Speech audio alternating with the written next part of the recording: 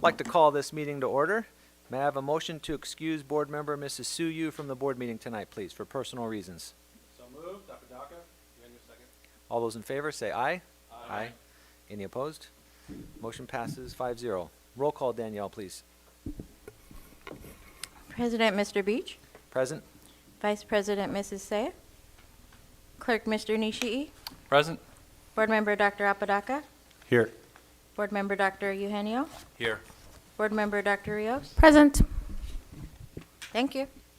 Report on closed session items. This evening, we will be discussing the following items in closed session: public employee discipline, dismissal, release, evaluation, 7 matters; conference with labor negotiator, update on negotiations with ABCFT, AFSCME, and CSEA; existing litigation, special education settlement, OAH 2022-12-0409 and OAH 2022-12-0415.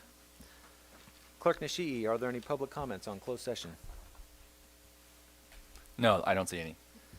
Okay, may I have a motion to move to closed session? So moved. Dr. Daka. Second. All those in favor? Aye. Any opposed?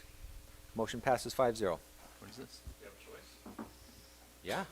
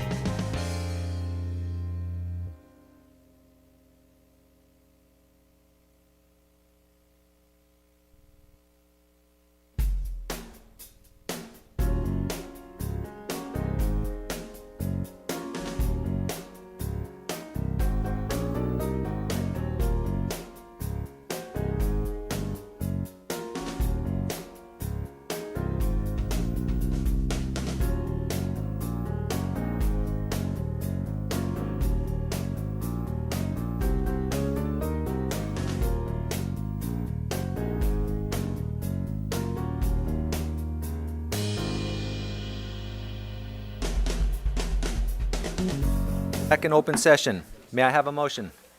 So moved by Sophia. Second, Apodaca. All those in favor? Aye. Motion passes 6-0. To the audience, welcome tonight. Please silence your cell phones. Closed session report for tonight. We had a public employee discipline, dismissal, release, evaluation, 7 matters. Conference with labor negotiator, update on negotiations with ABCFT, AFSCME, and CSLEA. Also in closed session, the board discussed and approved a special education settlement agreement in the amount of $83,500 for private school tutoring, speech services, independent educational evaluations, and attorney fees for OAH 2022-120409 and OAH 2022-120415 by a vote of 6-0. Pledge of Allegiance. Madam Vice President, actually we have Palms here tonight. Is Palms Elementary here? They're outside. Gotta get 'em.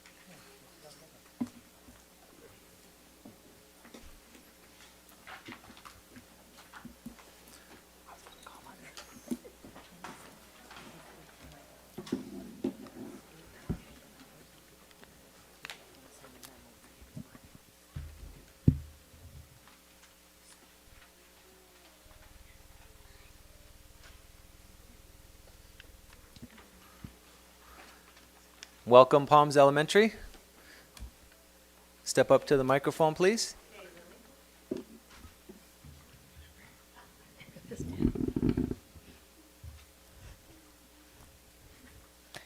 Good evening, Board President Beach, members of the board, and Superintendent Mr. Nguyen. My name is Lily, and I am a 5th grader at Palms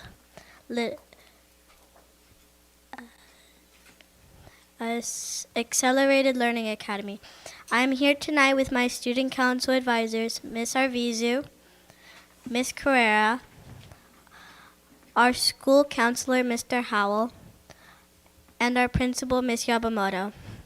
Tonight, Palms will lead you in the flag salute and Peace Builders Pledge. We will also share what we are doing for Black History Month.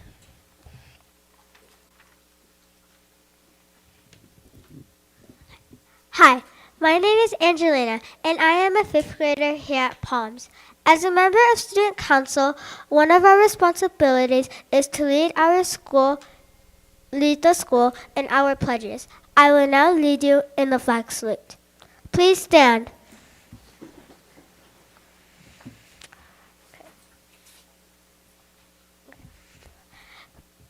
Place your right hand over your heart. Ready, begin. I pledge allegiance to the flag of the United States of America and to the republic for which it stands, one nation, under God, indivisible, with liberty and justice for all. Please remain standing for the next pledge.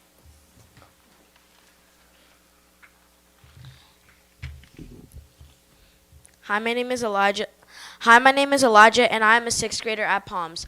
I will now lead you in our Peace Builders Pledge. Please raise your peace sign and repeat after me. I am a peace builder. I am a peace builder. I pledge to praise people. I pledge to praise people. To give up put downs. To give up put downs. To seek wise people. To seek wise people. To notice and speak up about the hurts I have caused. To notice and speak up about the hurts that I have caused. To right wrongs. To right wrongs. To help others. To help others. I will build peace at home.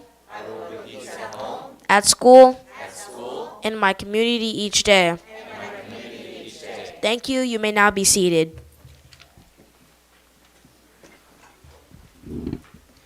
Good evening. My name is Damien. Good evening. My name is Damien, and I am a 5th grader at Palms. I would like to share a project that we are working on in class for Black History Month.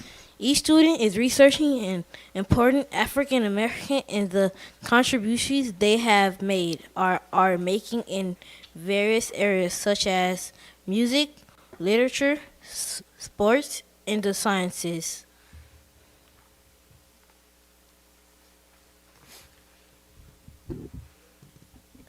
Hello, my name is Scarlett. I am a 5th grader at Palms.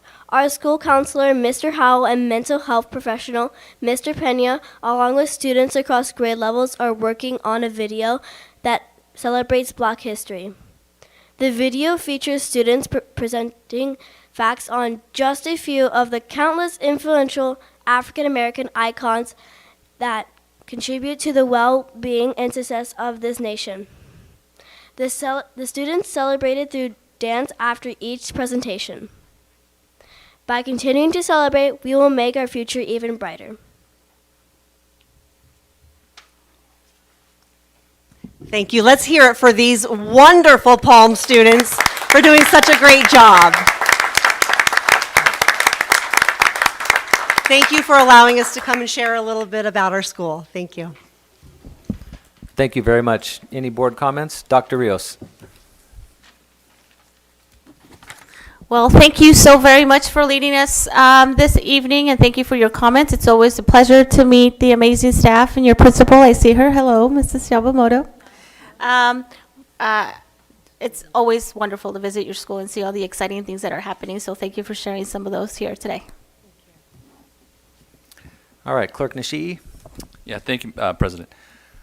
You were great speakers. Very clear, I could hear every word that you're saying. I felt that it had meaning, and the parents and the students and the administrators and the teachers definitely all had a part of that. So you guys are doing a great job. I just loved how I could hear everything, and it was really articulate. I'm confident that you guys will do well in the future. Thank you. All right, do we have any parents of these wonderful students here in the audience this evening? If so, please stand up. We'd like to applaud you as well.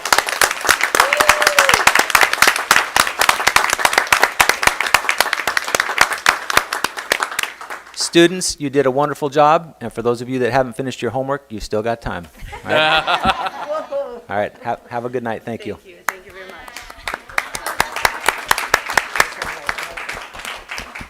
All right, presentations, recognitions. This is the District 33rd PTA Council Art Reflections Contest winners.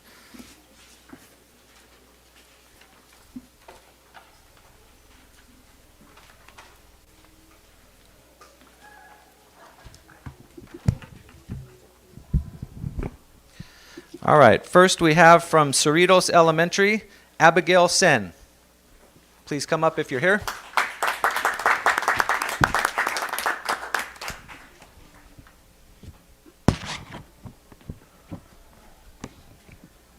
Congratulations. If I could have you just... Okay, next also from Cerritos Elementary, Shrisha Thoramali. Close, I hope.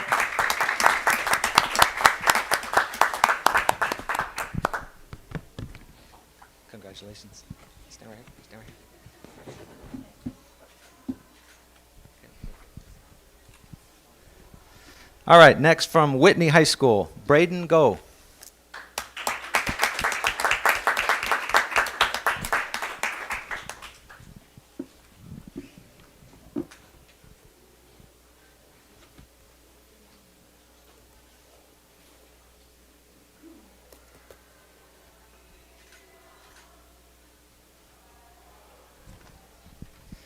Okay, from Whitney High School, Lauren Ma.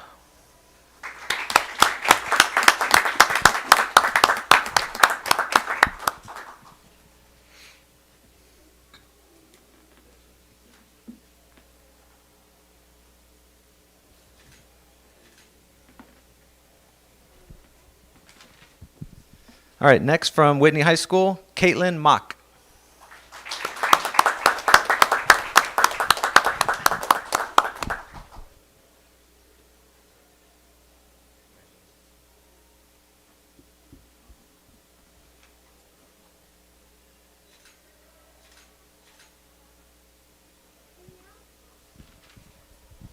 All right, from Whitney High School, Vashanavi Sam.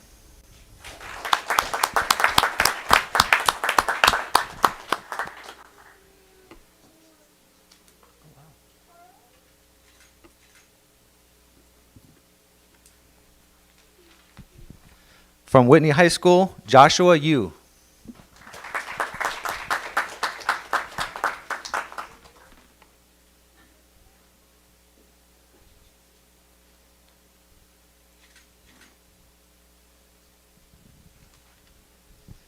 All right, and lastly, from Whitney High School, we have Emmanuel Wu.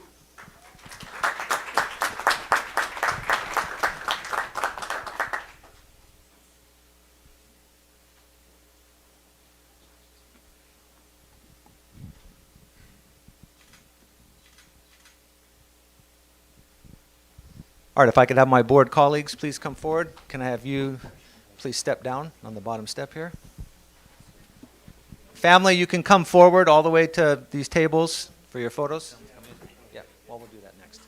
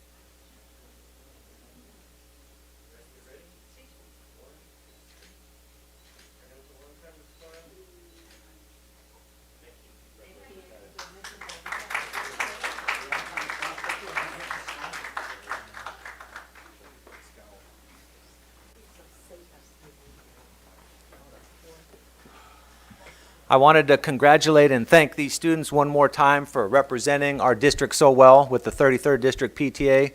I saw some of your work. You did a wonderful job, and I want to thank you and your families for all your efforts. Thank you very much.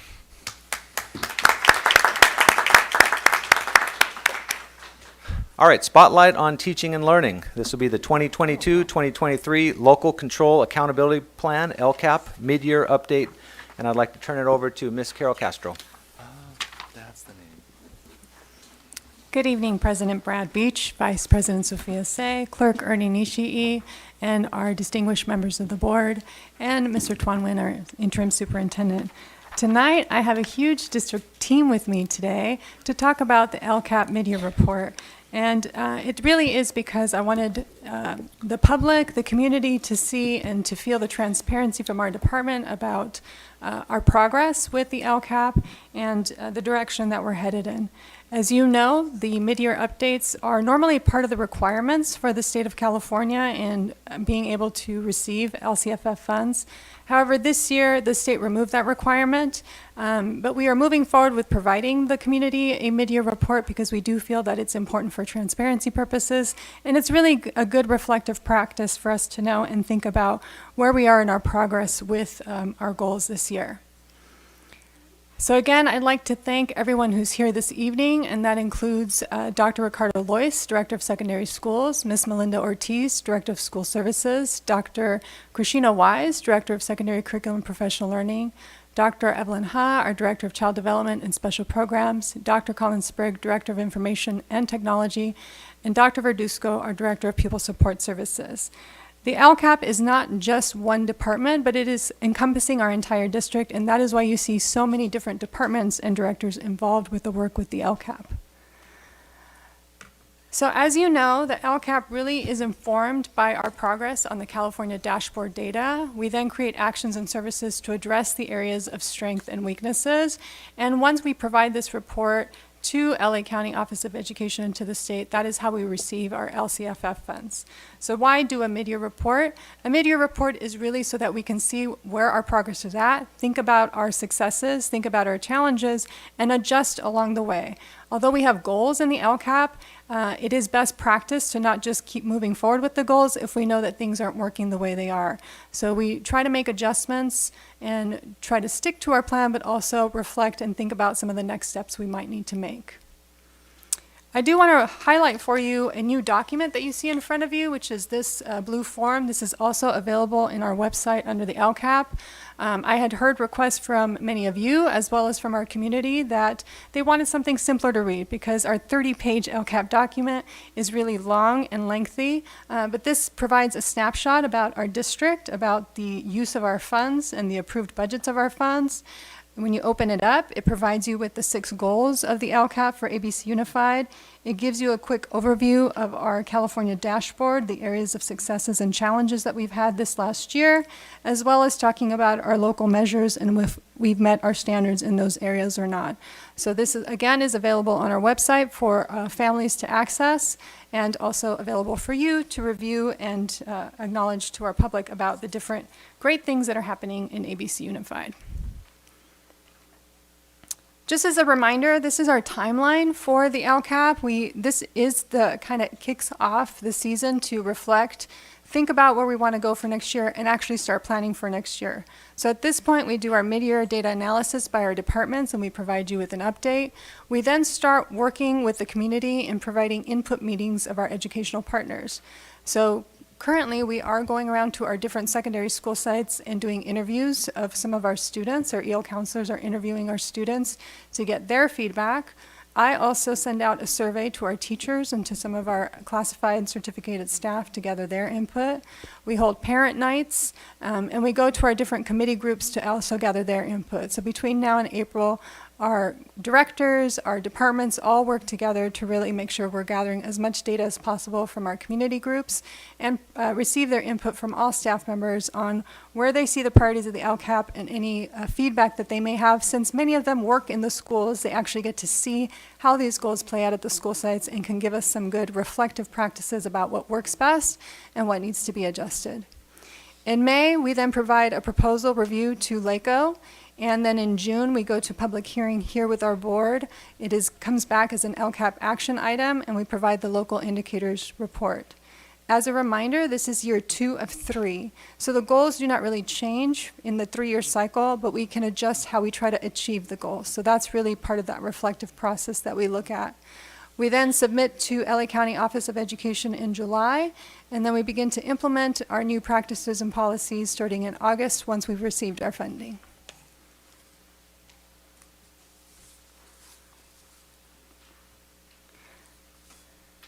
So this big chart just talks about how the state really has 8 priorities, and we are addressing 8 priorities and 6 goals to try to keep it, to try to simplify that. These state measures that you see here that range from everything from English learner proficiency to graduation rate to college and career indicators, those are all requirements by the state. In addition, the state asks us to look at local measures. These are things like our own benchmarks, the surveys we provide parents, any other local data collection. So it's a combination of the things the state requires us to do and the items that we know that we're doing within ABC.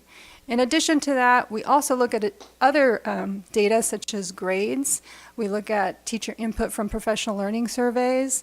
As I mentioned, we go around and do interviews. So those are not always required, but it's a best practice because, again, it provides holistic information about the progress that we're doing. Today, you're going to hear about the state requirements. So that's part of what we're going to update you on, is where we are with the state requirements on the data.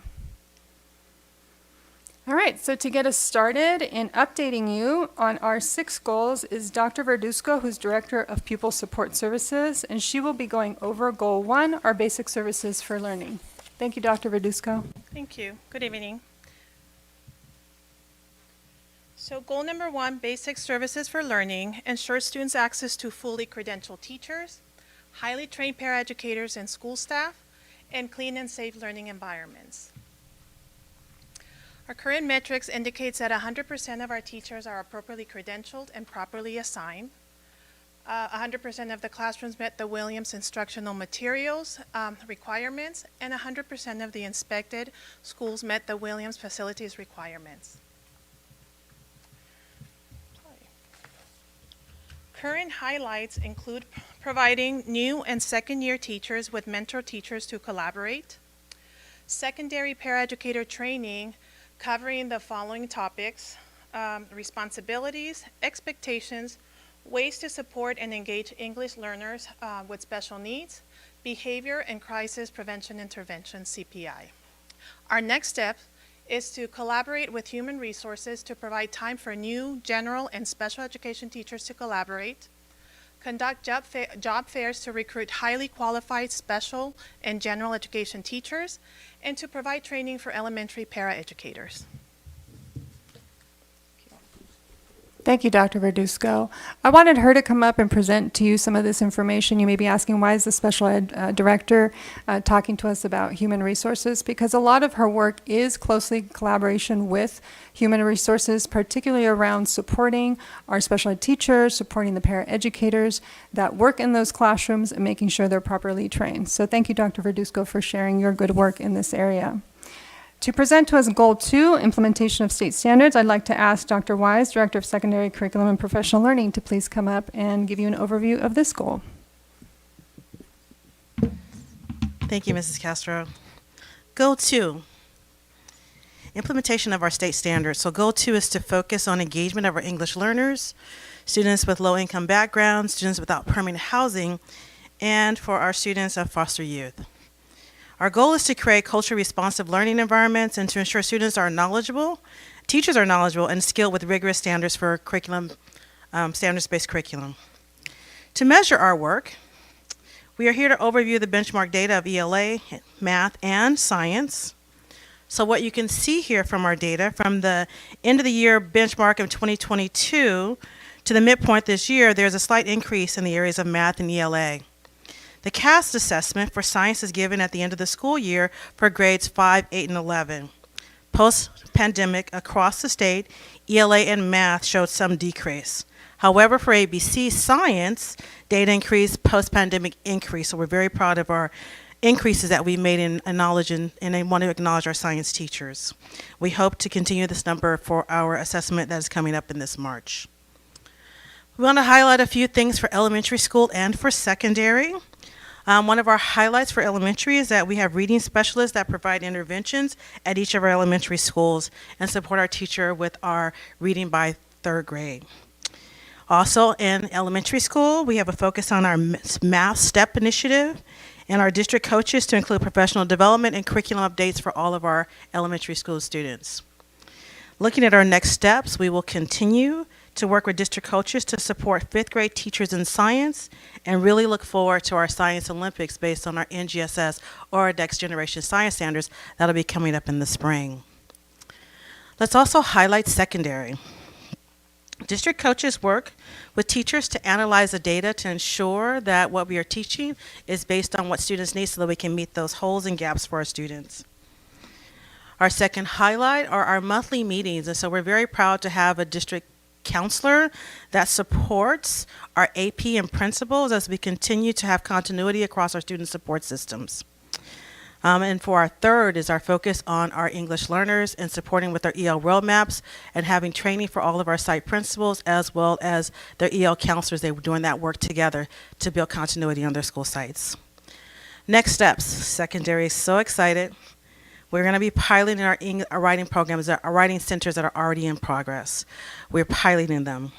For number 2, we have individual academic plans for all of our students that will be archived in Aries so that there's continuity across our system. We're reviewing our intervention programs. Ms. Carroll talked about the review of our intervention programs to see what is working and to see where we need to grow. Last but not least, also in secondary, we look forward to the Science Olympics. Thank you. And I'd like to encourage board members to look for that invitation for the Science Olympics. That has always been an event close to my heart as a former science teacher. And so I'm looking forward to having this in-person event this year in both elementary and middle school. So we're excited for that. Thank you, Dr. Wise. To present Goal 3, our support for English learner services, is Dr. Hutt, our Director of Child Development and Special Programs. Good evening, everybody. So for Goal 3, it's all about English learner services. And so what this goal focuses on is making sure that our English learners have access to specified programs and services and making sure that our teachers are implementing the ELD standards using effective instructional strategies. So when we look at the metrics, we have our English learner proficiency rate and our English learner progress rate, and you will see the 21-22 scores. We are in the middle of LCAP assessment right now, so we will be getting the new scores for this year in the summer, but we are really excited to share with you our English learner reclassification rate. So last year, at the end of the year, it was 15.5% of our students were reclassified as fluent English proficient. And already this year in January, we do have 13.6%. So with several months of our school year to go, we definitely hope that this number will increase and that we will continue our concerted efforts to make sure that our English learners are reclassified. So when we look at the highlights, one of the big things that we are really proud about is our English learner counselors at all of our middle schools and high schools. And we're really happy to announce that we do have 5 newly hired English learner counselors for our Title I elementary schools. We also have created like an English learner district admin team where we are really looking at the data and looking to see how we can really improve our process for our English learner reclassification criteria, as well as just how the workflow of that all is implemented. And then we continue to have paraeducators supporting small group instruction for our English learners at Artesia and Gar high schools. And next steps, we are continuing to hire our English learner counselors for our elementary schools, so that our hope is that all of our Title I elementary schools will have that English learner counselor support, because we have definitely seen that they've been integral to just the reclassification, the increases that we see. And so that the English learner counselors will be part of each site's multi-tiered system of support. We also plan to hold a district-wide celebration that we will definitely invite all of you to celebrate our English learners who have achieved the reclassification. And so now as they move into being fluent English proficient, that is something that we definitely want to celebrate. And I think definitely one of the most exciting things is we will be implementing a dual immersion Mandarin program for the 23-24 school year, and this will be at Stowers Elementary School. And so we are working with Stowers on trying to get that all set up and making sure that we are good to go for the 23-24 school year. Thank you. Thank you, Dr. Ha. Dr. Ha is part of that district English learner team that she talked to you about. And I think what I'm really excited about for that team is we meet every 2 weeks. And as a team, it includes some of the members that you see here today, we really look at some of the issues and concerns at the school site, and we try to troubleshoot, provide resources and support. And the reason why we're pushing for reclassification is because for our English learner students, if we can reclassify them by 6th grade, it opens up more opportunities for them in secondary. They're able to take elective courses, they're able to take AP courses, and it's not to say that they will not continue to receive support, because they continue to receive support even as qualified as fluent English proficient for at least 3 to 4 years afterwards. We just want to make sure that they have every opportunity possible to attend college and broaden their career opportunities. Now, to speak to us about Goal 4, we're going to bring back a duo team this time, and that's going to be Dr. Wise and Dr. Colin Sprigg, our Director of Instructional Technology.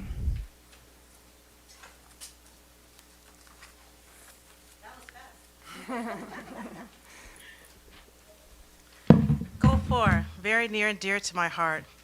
Our Goal 4 says, in ensuring all students that we make sure that they're in the position of choice, whether they choose college or career after graduation. Our goal is to make sure that they have equitable access to broad ranges of courses.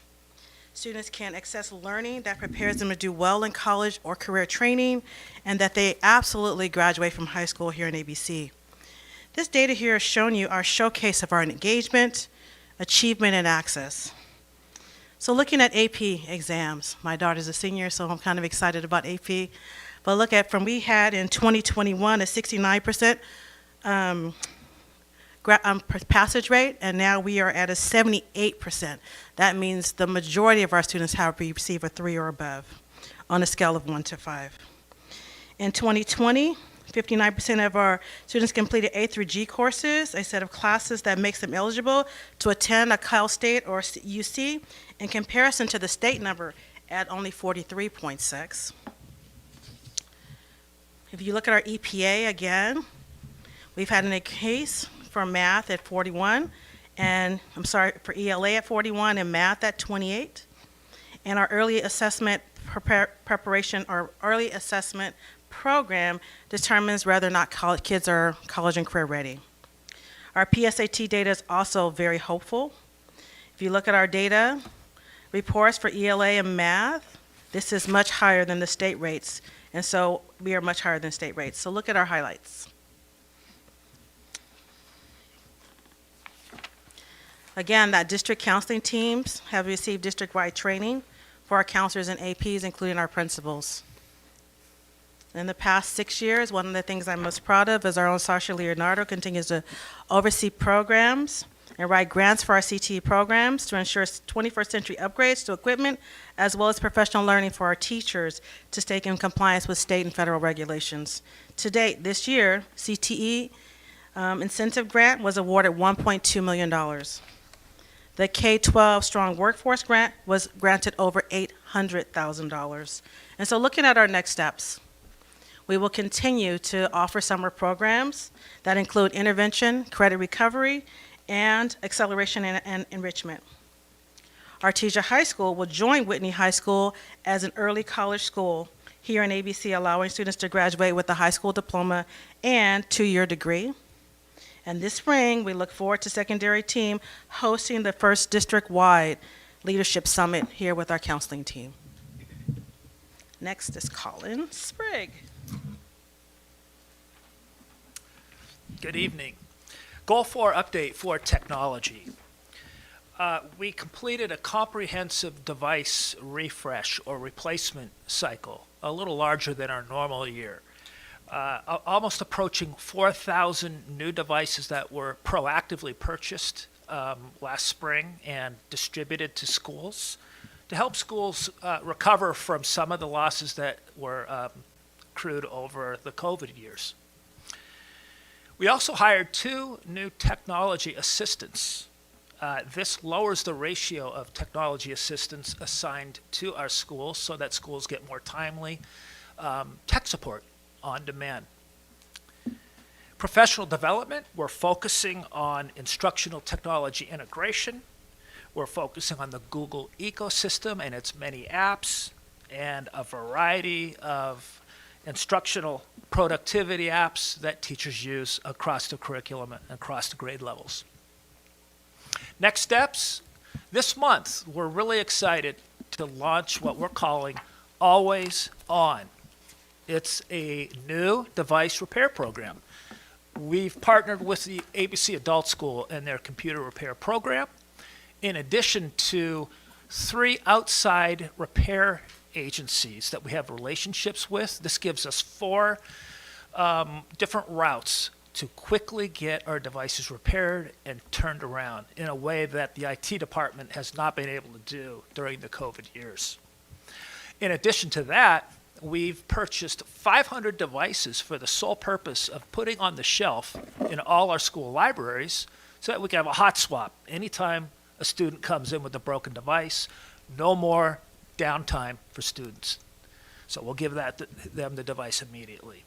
And finally, we're continuing to try to meet teachers when they're available, where they're available, with innovative ways to provide professional learning. For example, we have Tech Tuesdays after school, where teachers can join us virtually for a variety of sessions each week.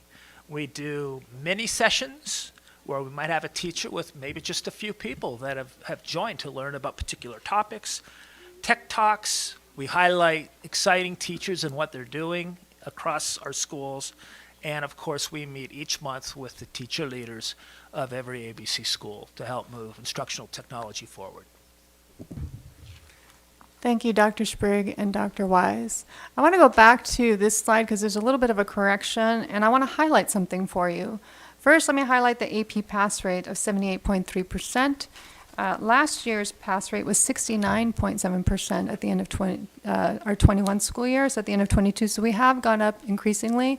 And I know there have been some questions regarding a lot of the tutoring services that we provide. So we really do feel that the support of the teachers at the school sites, our program, and the tutoring services have really enhanced and helped our AP score numbers go up. So that's good news. And then just hot off the presses, because we received the data just last week, our PSAT 10 information is updated for this fall of 2022. We have 68% of our students scoring proficient or above in ELA, 46% in math, and both of those exceed the state level by at least 20%. So we are on a good track for our students and their performance at PSAT 10, always with room for improvement, of course, because we want our students to achieve the highest level possible. And we want to make sure we continue to provide that support either during the school year, during the school day, after school, or in our summer programs through this goal. Next to come up and talk about Goal 5, which has to do with student engagement, is our Director of Schools and also our Director of ABC Cares, Ms. Melinda Ortiz. Good evening. It's my pleasure to be here this evening to present on Goal 5, student engagement and school connectedness. And we do that through a multi-tiered system where we are providing our English learners, our students with low-income backgrounds, and our students without permanent housing and foster youth with access to our basic resources, to social emotional supports, to positive behavior systems like PBIS, skills streaming, and restorative practices, as well as attendance supports in order to reduce the attendance barriers for our youth. Some of the metrics that we use to measure our progress towards this is chronic absenteeism. And as you can see in our metrics in 21-22, we had a 21% overall chronic absenteeism rate. And in 22-23 mid-year, we're currently at about 16% overall. Our attendance rate in the prior year was 93% overall. Currently, we're at 94%. Suspension rate last year was 1.4%, and currently we're at 0.8%. And then our expulsion rate, the prior year was at 0.03%. This year, we're at approximately 0.2%. We do not have the data for this year yet for the California Healthy Kids Survey. However, you can see the results from the prior year survey. One thing that we changed last year in the CHICS, we call it CHICS survey, was we began assessing our 6th grade students. In years prior, we had assessed at the 5th grade level, and we did this as a change to receiving TUPE funding, which was a mandate for moving to 6th grade assessments. So we're looking forward to starting that survey again in March, as well as our California School Parent Survey should be coming out approximately then, and we will have those results following. Other metrics that we're looking at is our high school graduation rate. As you can see in 21-22, it was 92.2% overall. Our high school graduation rates decreased by 1.7% from the previous year. Our high school dropout rate is for last year was 1.3% overall. In the 2019 and 2020 school year, 2.6% of our students who started high school 4 years prior did not graduate with their class. We had a 0.7 decrease in our dropout rates. And now a little bit about our highlights. And these are my coming from my department, or the School Services Department in ABC Cares. We have a small but mighty department of support. Our district social worker, behavioral social emotional support TOSA, and 2 behavior support professional experts, and 1 community liaison specialist who works down at the Feddy Community Resource Center. As well, we have 33 mental health professionals at our school sites, 2 at every high school, 1 at Tracy, and 1 at every middle school and elementary school. And we have 1 that is currently subbing, and she's going to be coming up and working specifically with our homeless youth to support them and provide them with access to all the services that we have available for them, working with their families directly. Social emotional learning curriculum was adopted this year, and we now are very successful in having that curriculum out at all schools. We're very excited about it. Thrively, Second Step. We have Harmony and zones of regulation at each of our schools. We've also provided professional development for all of our teachers, and we will continue that throughout the school year. And a new service that we have for our families is called Care Solace. This is a warm handoff kind of service. This supports our families and our students who have needs that are beyond what we can service in our schools, and we contract with them to be able to connect them through our mental health professionals to Care Solace, who then reaches out to get them services in the community and the outside agencies. They say it takes about 60 phone calls to connect a person to a mental health service. So this service helps us connect our families quicker, and they use their resources to do that for us. Next steps, we're working with school sites to ensure and support that we have full implementation of our newly adopted SEL curriculum, and we will continue that professional development for our teams. We're going to increase outreach by adding 2 more behavior support professional experts in the ABC Cares unit. They work mainly with our primary grade students who are having some significant emotional challenges in school. And as I shared earlier, we'll be gathering more data through the CHICS, the California Healthy Kids Survey, and the California School Parent Survey. So for our parents who are listening, be watching for that because we would really love your input. And then moving on, other highlights for us with school connectedness. We have schools and families receiving support for students with attendance challenges. All of this work, or most of this work, is being done through the Office of Child Welfare and Attendance. They're doing a really great job with this year, as well as training in best practices for site-based student attendance review teams. The acronym for that is SART, so if you ever hear anyone talking about that, we're talking about review teams that are hosted at the school sites for students who are having chronic absenteeism problems. Next steps, we will be implementing a structured district-wide multi-tiered system of support for attendance with a focus on high-need schools. And of course, this is all to reduce barriers to students' attendance and coming to school. Thank you, Ms. Ortiz. I also want to highlight some of the things that Ms. Ortiz mentioned. For example, she's been working closely with our elementary school principals to design a Saturday school program for students who have had attendance issues and for families who have that need to recover some of the learning time. And so some of our families, I'm sure, have been receiving those notices and opportunities, and I encourage our community to take advantage of that if they've received that notice of providing some additional enrichment and learning time for your students by attending some of our Saturday school sessions that are held at various campuses around ABC Unified. Now to talk about our next and final goal for Goal 6 with school climate is our Director of Secondary Schools and Child Welfare and Attendance, Dr. Ricardo Lois. Good evening. Goal number 6 focuses on school climate through the lens of our families, which are our parents and our guardians. And all of our schools work to have welcoming school environments for our families. They work to engage and provide our families decision-making opportunities as well as information on district and school programs. When you're looking at success indicators for goal number 6, you're looking at the California School Parent Survey, which is administered every spring to the families of 5th, 7th, 9th, and 11th graders. And you're looking at 2 specific indicators. One would be engagement and the other one involvement. As you can see, last year, about 80% of our families in those grade levels which responded to the survey felt engaged, and about 73% felt that they had involvement opportunities. As Ms. Ortiz said, the survey will be back this spring around April. We encourage all of our families in the 5th, 7th, and the 9th and the 11th grades to participate in that survey.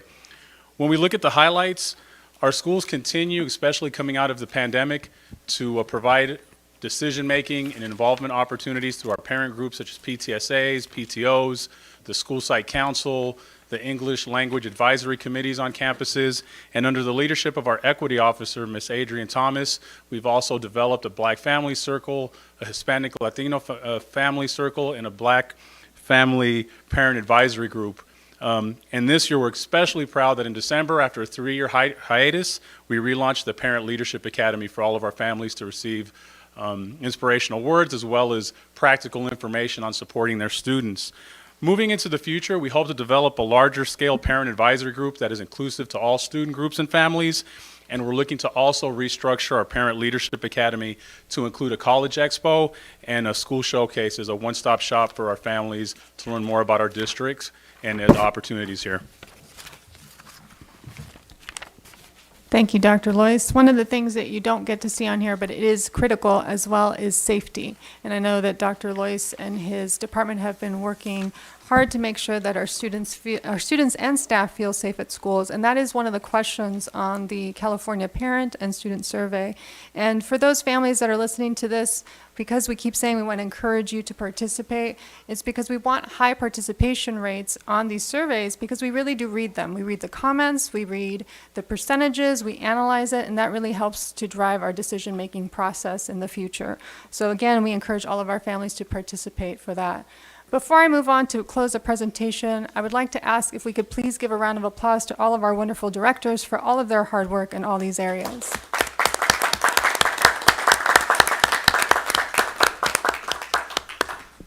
And although I know we do a lot of wonderful work in ABC, it would be silly to not highlight or to acknowledge the fact that we still have work to do. And so you see here a snapshot of our dashboard, and I've circled 2 specific areas. Chronic absenteeism, which, as you may understand, was a problem across the state last year with, the pandemic still happening at our school sites and many students being absent or having to stay home because of the pandemic. And so, of course, we did expect it to be high, but it is something we want to continuously work on. So that is one area that we acknowledge we need to continue to work on, as well as math. We're doing okay in math, but we want to do better. We want to see those numbers go up. So as you know, we have our Math Steps initiative, and we're going to continue to focus on that, rolling out tutoring programs, math coaches, summer programs, as well as strengthening our instructional program. I just finished doing some interviews at school sites with our 5th grade math teachers, which has been really enlightening and helpful to kind of understand some of the successes and challenges they're experiencing at the school site and how us as district leaders can better support them at those school sites.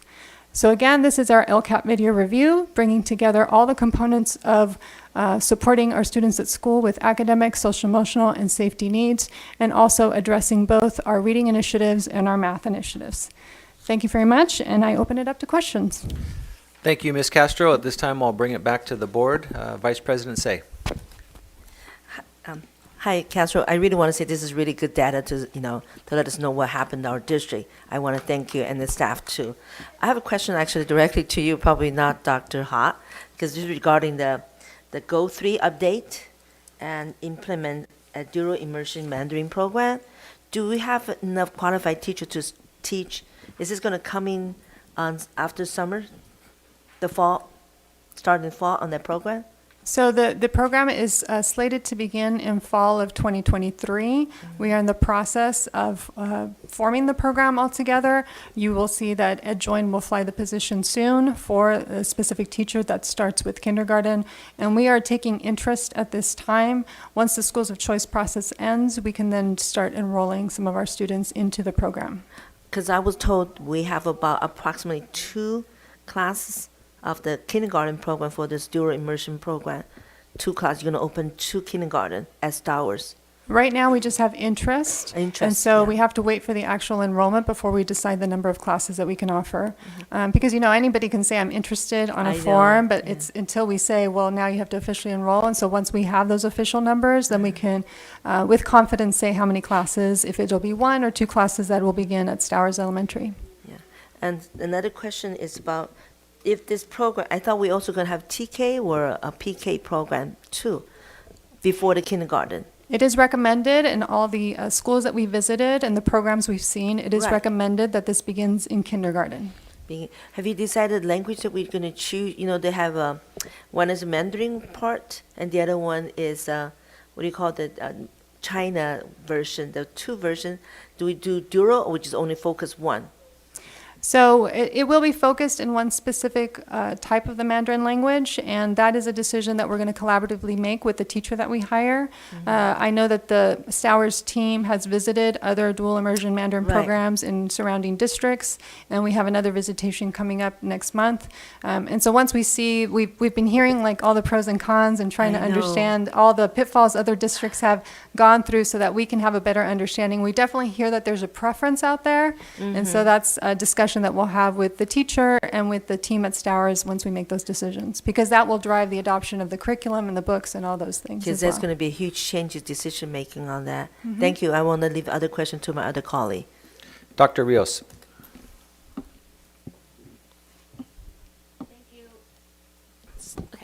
And as a follow-up, I'm excited with the dual language because I look forward to a lot more of our students applying for the seal of biliteracy. We know bilingualism is a huge asset to any person. My point is, yes, good job. It was really exciting that you brought all the department heads so that we could get to hear from them what they're doing. And I just wanted to bring something up about the next steps with English language learners. We were alarmed when we saw the data, and so I'm happy that we're taking steps to remedy that. But I feel like the issue with our English learner is achievement. We know a lot of them are long-term English learners, and I noticed that here, one of the next steps is to hire additional English learner counselors. But I'm wondering if maybe our students would be better supported by staff that can actually teach them how to be better readers, better writers, better at doing math. I know that the EL counselors are doing great jobs at our middle school and our high schools, but again, in the elementary level, I feel like the support is needed in their academics. Any Thank thoughts? you. Yeah, thank you, Dr. Rios. So, of course, with our reading intervention specialist, that is also part of the support services that our EL students are receiving. And we are definitely looking at all those components, including instruction in the classroom. One of the things when we did a root cause analysis that we found with our students is that they're not accessing or able to access all the services we offer. And part of that is connecting the information from the school to the home. And that's where we see the role of the EL counselor, to make sure that our students access the tutoring services after schools and families understand why that's important, that they can be part of our ABC Excels enrichment program after school, that they have someone who's an advocate at their school site that can help bridge that communication gap for our families. So that's the first step, and certainly if we see that we need to take further steps, we will consider that. As you know, LCAP is an annual process that we consider, so we'll definitely take that under advisement. But I want to reassure you that it is a holistic process, that we look at instruction, we look at the bridges to the services at home, as well as the services that they're receiving at the school site. Clerk Nishii.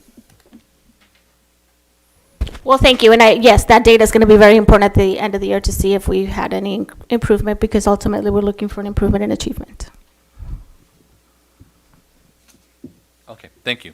Thank you, President. Yeah, so I think these are a great report, very thorough and detailed. I like the idea of the reclassification, graduation. That's a great way of kind of encouraging that to come along. Youth leadership, I think that's a great idea, and we should probably explore as a board. We can probably encourage that on top of that. Parent Advisory Committee is also a great idea. Get more parent engagement in our community. Awesome.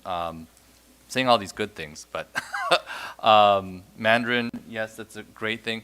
One thing I was thinking about is, and it really is going to help, I think, the whole community. Are we taking? I've heard that the interest is really high. I'm thinking that's continuing, correct? Like 40 or so. Yes, we're still receiving interest from the community. So it's like 40 as I recall, but seems like it's really high. Have you thought of going to CABE, C-A-B-E? That's like some sort of... Yes, our team is enrolled in attending CABE. CABE has, addresses all multilingual learners, but they have a special session for dual immersion Mandarin, which our team will be attending. That is great. That is great. All right.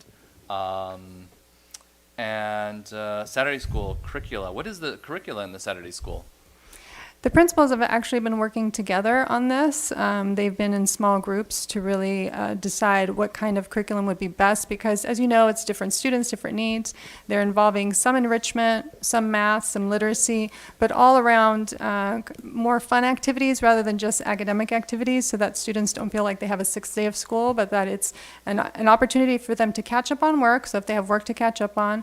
Some of our schools offer auxiliary programs like Reflex, iExcel, et cetera, and so they may be able to work on some of those technology programs at the school site, as well as enrichment activities to engage in some fun activities surrounding math and literacy as well. What's Reflex and iExcel? Those are some auxiliary programs that some of our school sites have purchased through their IT funds that help support additional math skills with fluency. Okay. Got it. That's good. All right, great. And then you said something called the Math Steps program. What is that? That's our own program. It's just our holistic program to address the needs of our students, teachers, enrichment funds, and things like that, where we look at math achievement not just through the lens of our curriculum, but through instruction, enrichment, support, technology, all those components. Okay, so that's, how does that look at the student level? That's more our own district plan to how we're going to support. That's what the Math Steps program, that's what we call our own internal district plan to how we're going to support students. So students will experience that in various ways. For example, one aspect of the Math Steps program is the after-school tutoring that's currently happening at each of our elementary school sites. And the school sites get to design their own tutoring programs based on the needs of their students.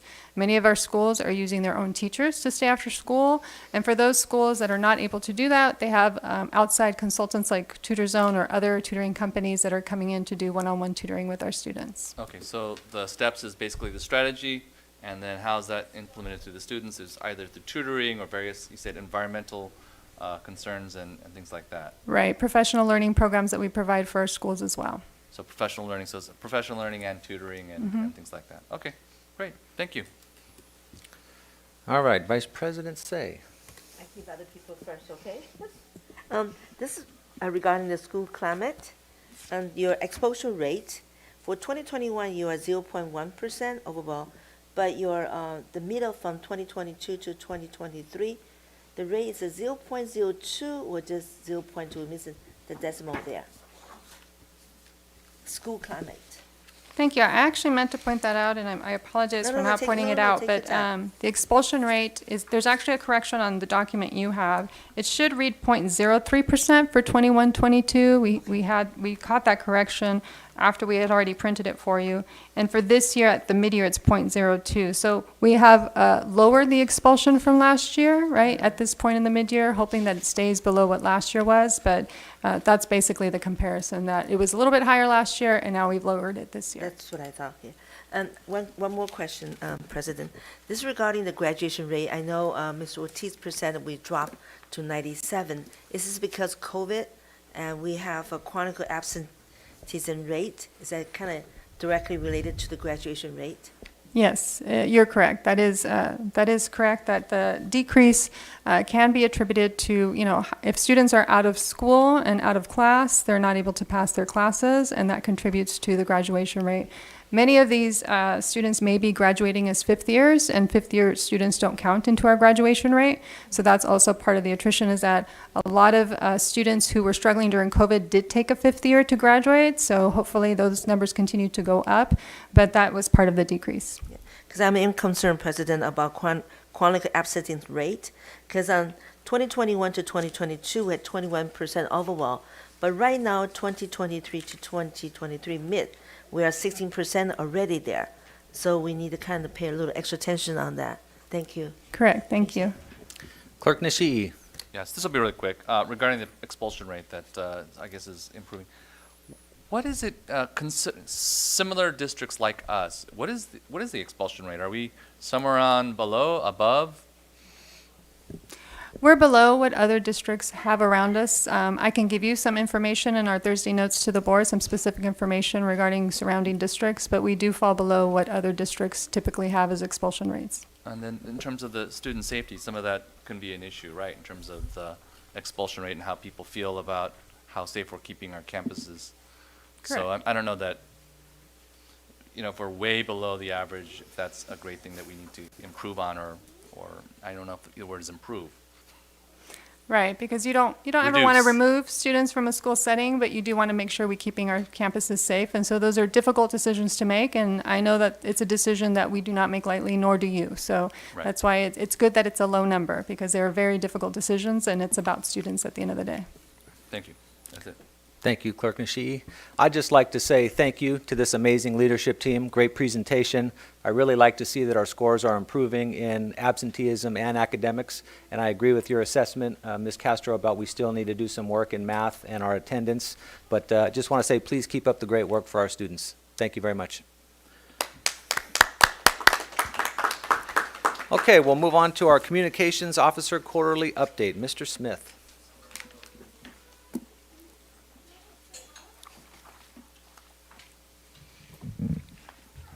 Well, good evening, President Beach, members of the board, Interim Superintendent Nguyen, community.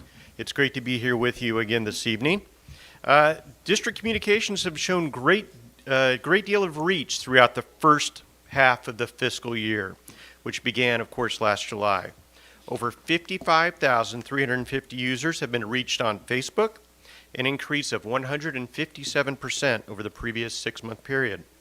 And nearly 8,000 have been reached on Instagram, an increase of almost 83%. Our paid ads on Facebook and Instagram have reached over 40,000 users in targeted demographic areas. The district's weekly community update e-news publication had over 890,000 total views, averaging over 44,600 views each week from July through December. The publication is sent out each Thursday evening to all ABCUSD families, the local community, and elected leaders. Of course, we always talk about video, and video is one of the best ways to share the district's stories. Videos on YouTube, our YouTube channel, have reached over 9,400 people with an average viewership of about 800. The videos most watched were Mr. Nguyen's welcome message at the beginning of the school year, very popular. District Channel 1, the district's regular video series, and Mrs. Yu's welcome message at the beginning of the school year. Some other videos highlighted events at Hawaiian Elementary, Cerritos Elementary, Ferguson Elementary, and the ABC Excels program. Thanks to President Beach, we've now added a weekly show tracking his visits to all 30 schools in 30 school weeks. We kicked off the 30 and 30 show at Carmenita Middle School, and Mr. Beach has also visited Bragg Elementary and Melbourne Elementary. Next up is Hawaiian Elementary. On the news front, we have been in 23 articles published about the district in national, regional, and local media outlets. Of those 23 articles, all but a few showcase the district in a very positive manner. The majority of the articles were published, of course, in the Los Cerritos Community News, our local newspaper. But other publications carried the stories as well, including the World Journal, KPCC Radio, Moody's, LA Times, the Daily Pilot, Long Beach Press Telegram, Career News, and Telemundo. Stories covered a range of topics from Dr. Sue's retirement to the district's Moody's rating, which was great, and Carmenita Middle School students organizing a holiday food drive for those in need. Clearly, we have a lot of things to tell, and as I always say, it's my honor to share the stories of ABC. That concludes my report, Mr. President. Any questions for Mr. Smith? Clerk Nishii. Regarding the targeted demographic for Facebook, what is our targeted demographic? It really depends on that campaign, but we typically look in a 20 to 25 mile radius of families with school-age children. If we're talking about TK enrollment, of course, we'll skew lower. If we're looking at the virtual academy, we were going for elementary school-age children. So it's very specific, and also we could drill down pretty well online. All right. So in terms of engagement, is our entire community participating or engaging, or is it certain specific areas? Can you drill down that deep, or? As far as engagement goes, we could track views and engagement. Engagement's a little different. It depends on, of course, the post. Some of our posts get well over 1,000 views and somewhere between 7 to 12 shares, and others don't. We're always at war with the algorithm. So no, for example, Cerritos Elementary probably get a lot of people from the Cerritos area probably going yes, yes, like, and all that, engaging in that particular post. Not always. There's a lot of people that track all the schools. The school sites have specific Facebook or Instagram or Twitter pages as well, so they get a lot of likes there as well. Ours are more broad to the general community. So do we support the school-specific media outlets, or how do we do that, or do we just do the on social media? Yeah, we'll share their stories. Okay. Absolutely. All right. But we also recognize that they're their stories, and we'll carry those in other ways through the community update or on District Channel 1. Thank you. You're welcome. Thank you, Mr. Smith. Next up, we have Equity Officer Quarterly Update. Ms. Thomas.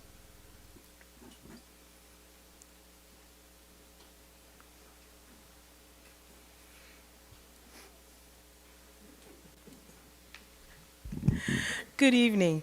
Good evening, Board President Beach, Vice President Say, Clerk Nishi, members of the board, Interim Superintendent Nguyen, Cabinet, and ABC families. The first 100 days of the school year has been eventful, and I can't possibly in this 5 minutes give a snapshot of everything. Equity work, as always, is a journey, not a destination. So just a couple of cameos just for tonight. I'm proud of the work that I've been able to do along with the Child Welfare and Attendance Department in the trainings with administrators to build common language and an outline for how we conduct our school investigations. ABCUSD is committed to being fair and balanced as we continuously strive to avoid creating any disproportionate disciplinary impact upon any student groups based on race, ethnicity, gender, or being differently abled. This work is supported by our district-wide focus on multi-tier system of supports, MTSS, which is for our social, emotional, behavior, and academics that we want to improve for our students' learning outcomes. So on February 10th, in celebration of Black History Month, I, along with teachers and district office personnel, accompanied 90 students, 6th graders, from Leo, Nixon, and Melville Elementary to see Our Story, a Black History musical at the Long Beach Terrace Theater. It was very engaging and informative experience for all. Coming up next Tuesday on February 28th, the Hispanic Latino Student Alliance will hold its next event via Zoom from 6 p.m. to 7:30 p.m. The Hispanic Latino Family Circle topic, which will be navigating the middle school to high school transition. We will have wise words from current 9th graders responding to a question, I wish I knew then what I know now. This question will help them, help upcoming freshmen, give them some tips for success, academic success. Now to provide an update on the work of the Diversity, Unity, and Equity Committee Board, Advisory Committee, which is comprised of community members, administrators, union members, and 2 students from each of our high schools. I'm going to turn the mic over to Mr. Pranil Arsid from Whitney High School. Good evening. So I'm a junior at Whitney High School right now, and I'm the junior class secretary. So being a part of the associated student body, I had the opportunity to join DUE, the Diversity, Unity, and Equity Committee here at the district. I decided to take advantage of the opportunity, and ever since I've been working to address any kind of inequity that we may be experiencing here on a district level, and developing the diversity, unity, and equity principles here at the ABC Unified School District. So the 3 main things we've been working on in the DUE committee, I've been working on alongside fellow high school classmates, students, and committee members and volunteers. First up, we've been working on a creed. A creed is essentially a personalized set of beliefs that we've seen implemented in various school districts nationwide. It's more elementary, more personalized to the individual, and because we are the Diversity, Unity, and Equity Committee on the school district, we've decided that it's a great way to address the accountability aspect in the school district. Alongside that, on a more in-depth level, we've been working on a culture of respect. So much like a school creed, a culture of respect is more toned towards punctuality, our core beliefs, our core values. And again, we believe that it's a great medium for accountability among the ABC Unified School District. And with seeing that so many other school districts nationwide have already implemented such a thing, we thought that developing and creating a culture of respect for ourselves would be a great idea. So we've been working on those 2 things. Alongside that, one of the more major things we've been working on is a financial literacy program. We understand that young people need to be equipped with the skills to be savvy customers and competent managers of their own finances. So we've been looking at the California Department of Education guidelines and what they've already established in terms of a curriculum that teaches teachers and students about financial literacy, or at least provides teachers with training to help students with a basic understanding of financial literacy. And so far we've been developing a sort of supplemental program, because integrating a actual school program or curriculum would be too monumental of a step at such an early stage. So we've been just working on a very surface level supplemental program after school. Those are the 3 main areas we've been addressing, and thank you. All right, we'll bring it back to the board. Vice President Say. Ms. Thomas, I just have a quick question to follow the last, I think February 7th, you were here present the Honoring Black History Month presentation. Correct. There were 2 students here. One was Scott, the other one is Devin. Yes. One of the students had the physical issue. Is he okay? Yes, that's Mr. Scott Oatman. Yes, he's doing well. He returned to school that Thursday. He's doing well. Good. Okay, thank you. This is just kind of follow up. And I want to thank you for your presentation. And really, the whole thing about ethnic study is talking about students learn to respect each other's. And I want to thank you. That was a really highlight for tonight to me. Thank you. Dr. Rios. Just wanted to take a minute to acknowledge the work of our equity officer. Thank you. And to praise the students, because after a long day of school, I know sometimes as adults we're like, oh my goodness, I just can't. But they show up every meeting, they're there, and they stay for the length of it and have those very important discussions about things like the creed, things about and provide very valuable input. So just a shout out, thank you for being here, and thank you to all the students that are members for their commitment. Clerk Nishii. Thank you, Mr. President. So yes, I think all these are great concepts, and the work that you're doing is very important. Accountability, culture of respect, financial literacy, which we all, gosh, I should have taught my own daughter that stuff. Practical literacy is very important. But I'm also thinking in terms of all these things that we are doing, we're going to show to the public. And so I want to see maybe sometime in the future what our schedule of performance of what we want to do in terms of achievements in the specific target areas that we want. We want to make sure that we hit what we want to do for all of our groups to make sure that we're all rising well. So in terms of that, I'm hoping that sometime in the future we could see metrics, some things that we can measure, say, hey, we achieved this, and here's the numbers that show we did great. And so that way we can, say that an equity officer is something that we can invest in, because here's the metrics. We can prove that we've done it. And so that's what I'm hoping that we can see in the future. I don't know when that will be, but a scheduled performance, just like we have, not scheduled. So that's construction, because I know we're not building buildings. But we do have general long-term plans, so eventually seeing that would be just a great thing to see in terms of an integrated whole curriculum that everybody will respect throughout our country. Maybe we'll be the model. Thank you. Thank you, Clerk Nishii. I really enjoyed hearing about the financial literacy. I've been preaching that and talking about it for a long time. I think it should be curriculum for our high school students, teaching them how to balance a checkbook, how credit works, how to invest at an early age in the stock market or something else. So please keep us posted on how that's going, and maybe we can look at taking it across our entire district. So thank you. If I can impart this, it's going to happen sooner than later. The students thought of that ideal, and it was something that we were already working on in the district. So as far as tangible metrics, that is going to happen. I don't want to give too much away too soon on that, but once you get students together and community members together, they get the ball rolling on certain aspects of what we need to do. Thank you, Ms. Thomas. Thank you. Okay. Moving on to approving the agenda. May I have a motion to approve the agenda for the regular meeting, February 21st, 2023? So moved. Apodaca. Eugenio, second. Okay, before we vote on it, I'd like to ask our board if we can move public comment to right after the approval of the minutes. I see a family here with very young children. It's 8:20, so if you don't mind, if we can move public comment up. I think that's our student report, which will be next, actually. In the minutes. black pants? Yeah. She's from the adult school. Are you a parent or you're a? I think she's going to be speaking to our issue. Okay, are you speaking in public comment or you're? The student representative. Okay, for the perfect. adult school. Well, then disregard. Okay, so it's been motioned and seconded. All those in favor? Aye. Aye. Any opposed? Motion passes. Approval of the minutes for the February 7, 2023 meeting. May I have a motion? So moved by Sophia. Second, Nishi. All those in favor? Aye. Any opposed? Mr. President, I abstain. I was not present. Okay, so passes 5-0-1.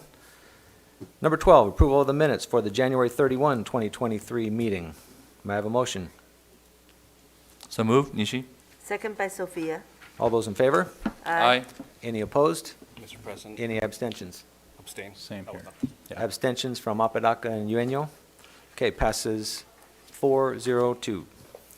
Okay, number 13, Board of Education President's Report. I'll keep mine relatively short. I attended the Nixon Academy Daddy-Daughter Dance during the last 2 weeks. It was a great event. I want to thank Cerritos High School for allowing us to use their gym. I did get at least one dance out of both of my daughters, but they mainly wanted to run around with their friends and kick the balloons around, but whatever.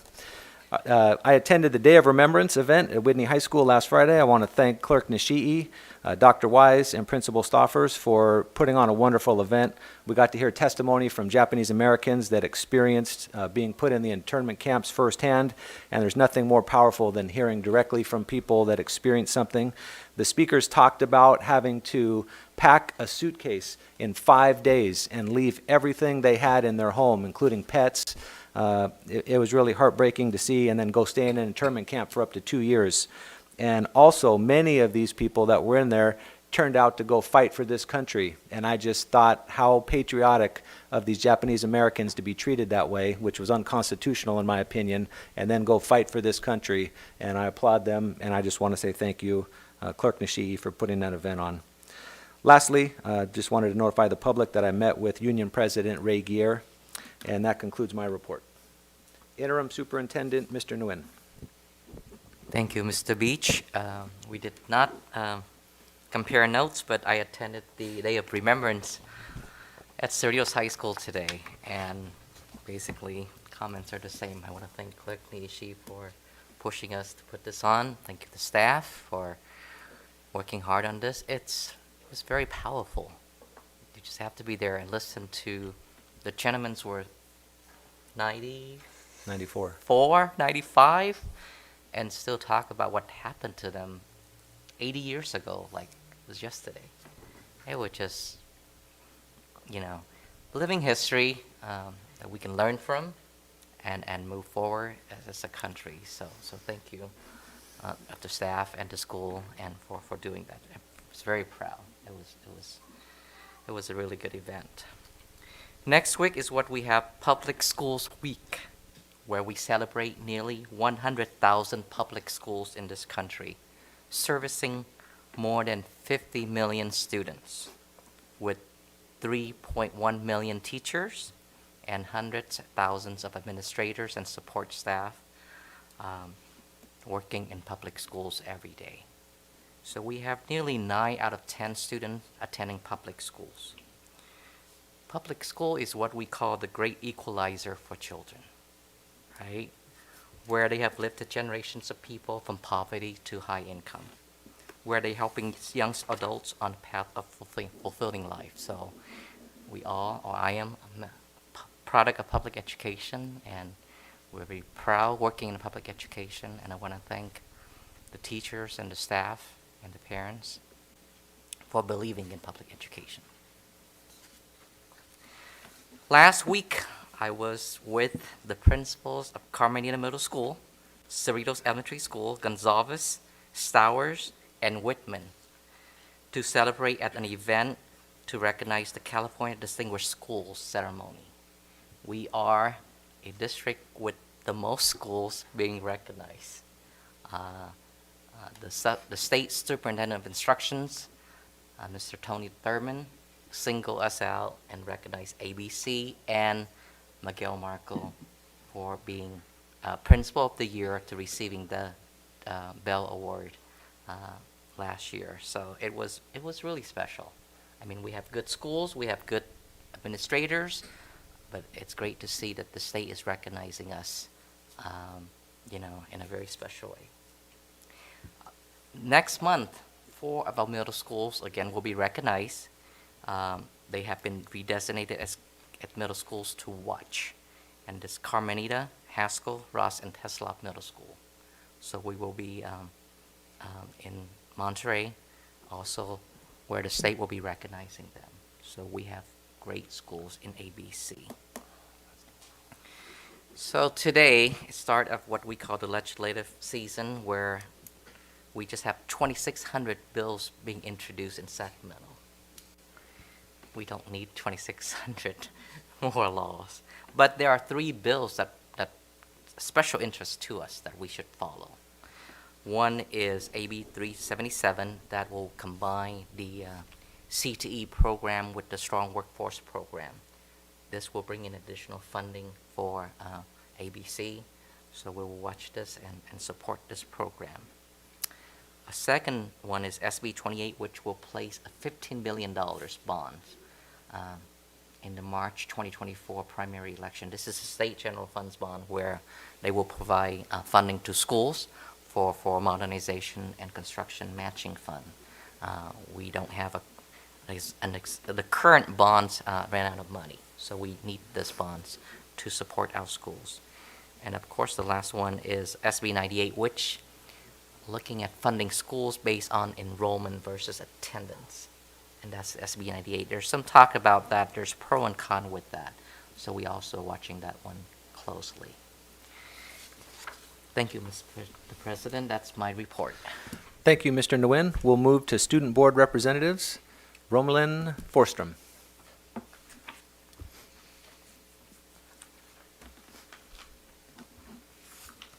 Hello. Good evening, President Beach, Vice President C, Clerk Nishi, distinguished board members, Interim Superintendent Mr. Nguyen, cabinet members, and community members. My name is Romelyn Forstrom, and I am currently enrolled in the Parent Education Program with the ABC Adult School, and I'm here to represent and update the board. In December, the Council on Occupational Education, also COE, recently approved the reaccreditation of the ABC Adult School. The renewed accreditation extends through 2025. The COE provides national institutional accreditation for post-secondary education institutions offering career and technical education. Career technical education is continuing to focus on growth post-pandemic. We are developing outreach strategies for our local area to increase enrollment. These include increased social media presence and advertising in local community media outlets. Looking forward, we have started room renovations for our next pathway, HVAC installation and repair. We are reviewing local and labor market studies to determine what new programs will best meet the needs of our students and our local employers. On February 2nd, the CTE teachers at Cabrillo Lane hosted a visit by Celico, an agency that supports adults as they transition in careers, at an open house to see the amazing activities that take place in our classes. We enjoyed the opportunity to share how we help students achieve their career and personal goals. We have also increased our outreach to high schools by speaking to senior classes and hosting a table at college and career fairs. English as a second language classes are in mid-second trimester. There is a new class in the evenings, ESL and technology skills at both Cuesta and Cabrillo Lane campuses. ESL has two success stories. Citizen student Pani Kit Panor Ornsanti became a U.S. citizen last November.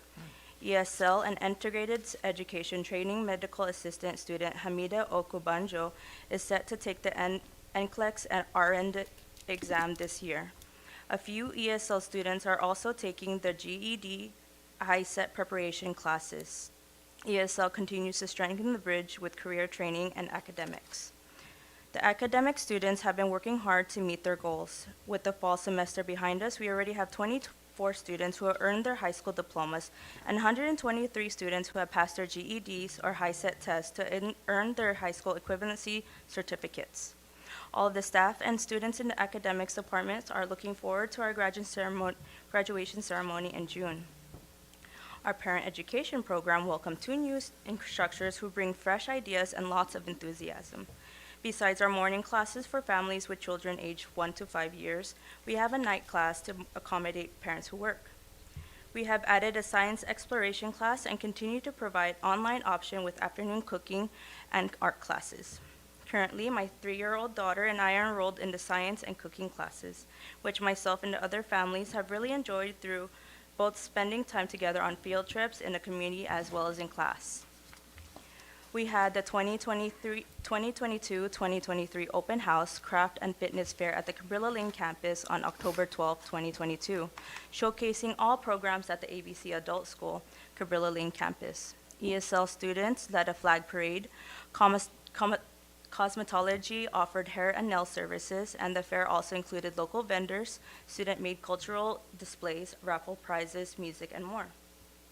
The Parent Leadership Conference was held on December 10, 2022 at Artesia High School.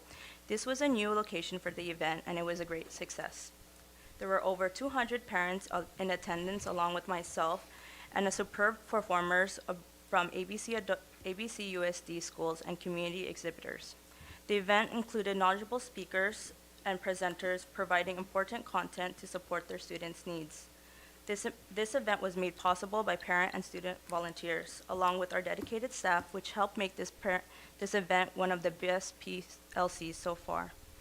The ABC Adult School calligraphy teacher and students are participating in the Southern California Society for Calligraphy's 16th Annual Members Conference on Sunday, February 19, 2023. Adults with Disabilities AWD program offers life skills and functional academic classes and work skills with functional academics classes at 3 off-site locations. We are pleased that the students are more active in the community. AWD students Leslie successfully completed our pharmacy technician program. Mary successfully completed the caregiver program, and Karen is currently enrolled in a computer essentials class to pursue her interest in the IT field. Thank you for allowing me to speak and provide this brief update on the classes, programs, and opportunities provided through the ABC Adult School. Thank you. All right, any board comments? Ms. Forstrom? All right, well, I personally would like you, okay, Clerk Nishii. I'm sorry. Well, I think it's great that you have some great successes there, and I like how you have the parent education program with the kids and like a mommy and me class, but Yeah. through this thing, and it's learning science with your kids. That's just awesome. So I'm glad you're taking advantage of that. And the thing about the RN, I mean, that's a high-paying job. That's a big jump. So that we can graduate RNs, or that they go from our program to an RN, that's an amazing. That was something that I think Vice President had talked about and wanted. So that's all. Thank you. Ms. Forstrom, I just wanted to thank you and your young children and husband for sitting through this meeting, and thank you for the report. Have a good night. Thank you so much. Have a good night.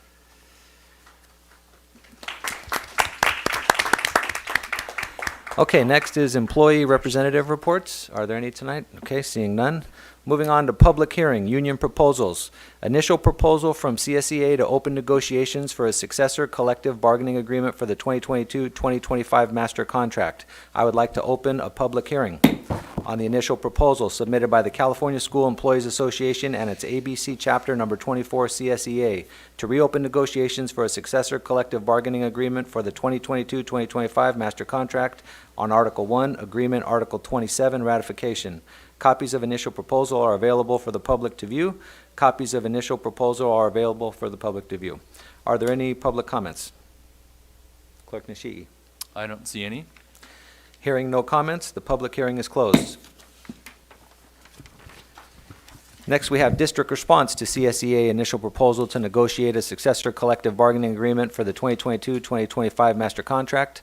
I would like to open a public hearing on ABC Unified School District response to the California School Employees Association and its ABC chapter number 24 initial proposal to reopen negotiations for a successor collective bargaining agreement for the 2022-2025 master contract on Article 1, Agreement, Article 27, Ratification. Copies of initial proposal are available for the public to view. Copies of district response are available for the public to view. Clerk Nishii, are there any public comments? I do not see any. Hearing no comments, the public hearing is closed. Okay, public comments. Clerk Nishii. Persons wishing to address the board should fill out a card located in the table on the door and place it in the silver tin located right there. Speakers will be called in sequence during the public comments section, which is limited to 1 hour, and each speaker to one presentation of 5 minutes unless the board wishes to waive the time limit. Those who have a group concern are encouraged to select a spokesperson to address the board. Persons wishing to address the board on a specific agenda item at the time the item is under discussion are limited to 5 minutes each, and will be called to speak following the staff comments and prior to the board's discussion and taking action. Adverse remarks about a person's race, ancestry, ethnic group identification, religion, color, national origin, sex, sexual orientation, gender, mental or physical disability, or age may not be made. Please avoid remarks or charges which reflect upon the character, motives, qualifications, or ability of any school district employee. Concerns presented to the board will be followed up and addressed by the appropriate staff. I see one public comment so far from Mr. Sergio Morales. Come to the podium, sir.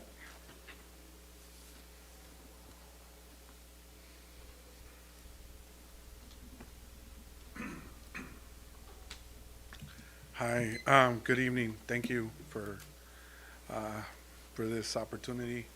I just want to start it by saying that I'm very fond of this district. I actually moved just to be a part of this district back in 2008. All my kids have been here. I've always been happy with this district.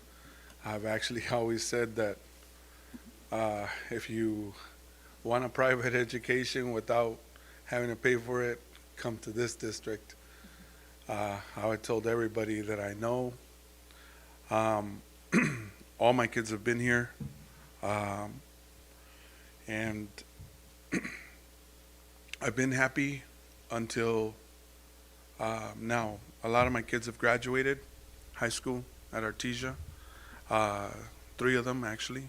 My next one is my daughter. She's going to Cerritos High School. My daughter has run into, I've always wanted my kids to be well-rounded, education-wise, athletic-wise. So I encouraged my daughter to join a sport. But there just seems, I guess it was the worst decision I made for her, because she's been harassed, persecuted, and made to feel very unwanted, to the point where it's messing with her mental, her emotional, her academics. She was a straight A student when she got there. Straight A. Now she doesn't even want to go to school. She's crying all the time. And it's actually, like you said, you don't want us to name names, but it's actually the basketball program. When I tried to address this at the school, the dean talked to me, and when I tried to talk to him, he said he was going to get everything situated. It just got worse. And my daughter was kicked off. Her schedule was messed up. They moved her from her honors classes, her honors class, and put her in a different one, which disrupted her whole thing and just disrupts her whole academics right there. When I went back, the dean said, I don't know what's going on, which wasn't comforting for me because he's administration. But finally, when I did get the meeting with everybody, I tried to show that there was favoritism, because I had never got a complaint, but that day I got a whole list from everybody on the basketball thing with 4 pages on my daughter. And I was like, wow. I had been in every game. They had every opportunity to talk to me then, because I could actually say that I was the only parent that was ever at every game. When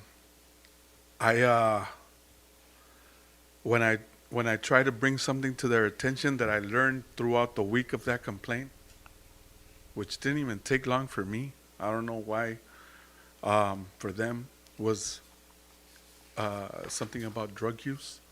I found out that one of the students had been under the influence during the game, and her punishment was to sit out the 3rd quarter, that the coach had actually known. And that just blew my mind.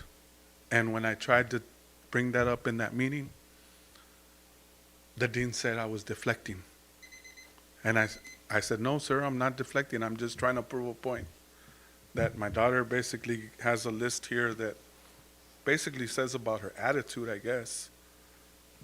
which is nothing compared to drug use. But that person that was still there. Mr. President, can we waive time? I'm okay with that. You have about 1 more minute, sir. There's no more other speakers, so just to let you know. So we're going to waive time. Thank you, sir. I appreciate it. The thing is that when that happened, I said someone in here knew that his students was high, and that one person responded, I guess as a self-defense, said, I didn't find out till after the game that a few. I only knew about the one. And I was shocked. But those students are still there. They're still in the program. And when I said that I was, they said, well, you know what? Basically, they didn't do anything. The dean didn't do nothing. And like I said, it's just been affecting my daughter to the point where, like I said, she doesn't want to go to school anymore. And I'll be honest with you, she's very bright. She's very smart. My son's going to be graduating. He's going to be an engineer, and I thank this district for that.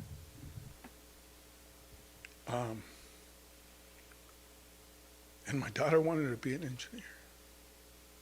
And now she doesn't even want to go to school. And that's how come I don't know what to do, and that's how come I came to you.